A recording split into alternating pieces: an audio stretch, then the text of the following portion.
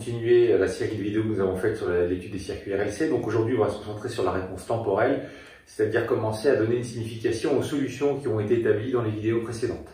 Voilà, donc je vous fais référence à ces vidéos dans la description et puis vous pouvez les retrouver aussi dans les playlists de la chaîne. Alors on va commencer par faire un petit rappel, une petite synthèse de ce qu'on avait déjà déterminé. Donc en fait, on était parti d'une équation différentielle du second ordre.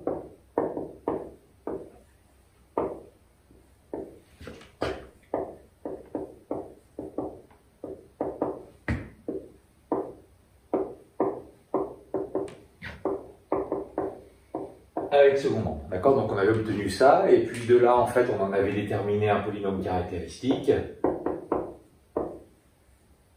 Donc là, c'est un xi, hein.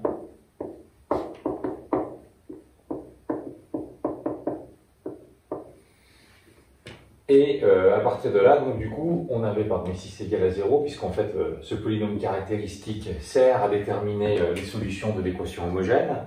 Donc à partir de là, en fait, on avait déterminé un delta. Donc l'expression du delta, c'était de cette forme-là.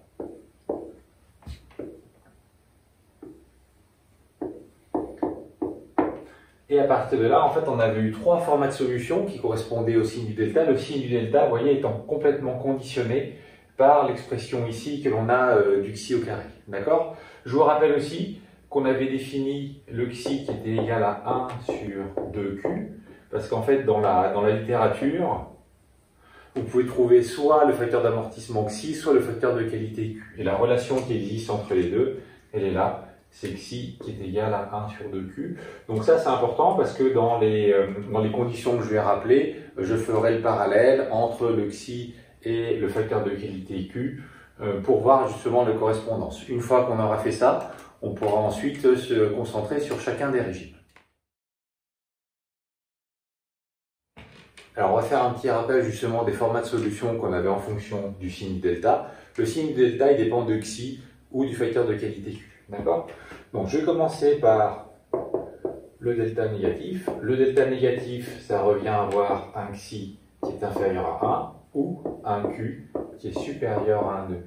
Et donc dans ce cas-là, les solutions de l'équation homogène, d'accord, elles étaient de la forme exponentielle de moins xi oméga 0t, facteur de a cosinus oméga t plus b sinus oméga t. D'accord? Voilà ce que nous avions ici pour la solution homogène lorsque le delta est négatif. Si le delta est nul, à ce moment-là, je vais avoir un xi qui est égal à 1 ou un facteur de qualité qui est égal à 1,5. Et donc dans ce cas-là, je vais avoir quelque chose qui va être de la forme exponentielle donc de moins xi oméga 0t, facteur de at plus b. Et enfin, si j'ai un delta positif, j'aurai deux racines réelles. Dans ce cas, le xi égale à 1, ou le q est supérieur à 1,5. Alors là, pardon, ici, hop, j'ai une petite inversion, c'est supérieur à 1 ici et inférieur à 1,5. Voilà, et donc dans ce cas-là, je vais avoir mes solutions homogènes qui seront de la forme, cette fois-ci, exponentielle A exponentielle R1t plus B exponentielle R2t. Donc là, c'est pareil, hein, je vous fais retourner la vidéo ou aux vidéos dans lesquelles j'avais explicité chacune des solutions. D'accord? Là, c'est vraiment un petit résumé. Donc voilà ce que l'on va avoir. Donc finalement, en fait, on se rend compte qu'on a trois régimes. On avait simplement fait les résolutions mathématiques. On va essayer de commencer à donner du sens à ces différentes informations. Donc si j'ai un delta négatif, qu'est-ce que j'ai? En fait, on voit déjà, j'ai une exponentielle qui est décroissante. Là, j'ai une partie avec des oscillations. Donc ça veut dire en fait que l'exponentielle décroissante, elle va me raconter un amortissement. La partie trigonométrique, elle va me raconter des oscillations. D'accord? Donc ce que je vais avoir ici, c'est que je vais avoir des oscillations amorties. On parle d'un régime pseudo-périodique. Donc ici, en fait, je vais avoir le régime pseudo-périodique.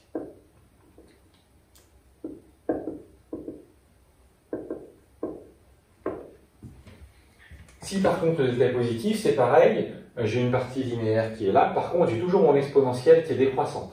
Là en fait on va donc perdre des oscillations, on va avoir un système qui est totalement amorti. On parle de régime critique.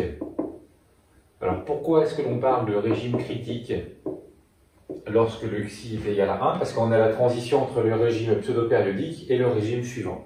Le régime suivant, vous voyez, c'est pareil, j'ai une combinaison linéaire de deux exponentielles.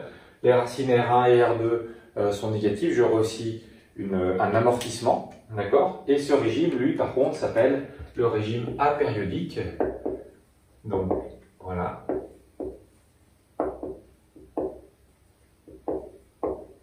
Donc le A devant périodique, le A périodique, ça veut dire en fait qu'il n'y a plus du tout de périodicité. On est sur un système qui est lui aussi totalement amorti.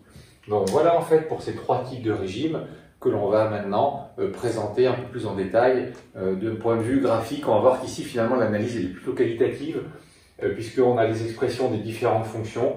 Donc on va pouvoir les tracer et justement commencer à donner un sens à l'évolution dans le temps de ces circuits et ensuite voir d'un point de vue énergétique quelle est aussi la signification.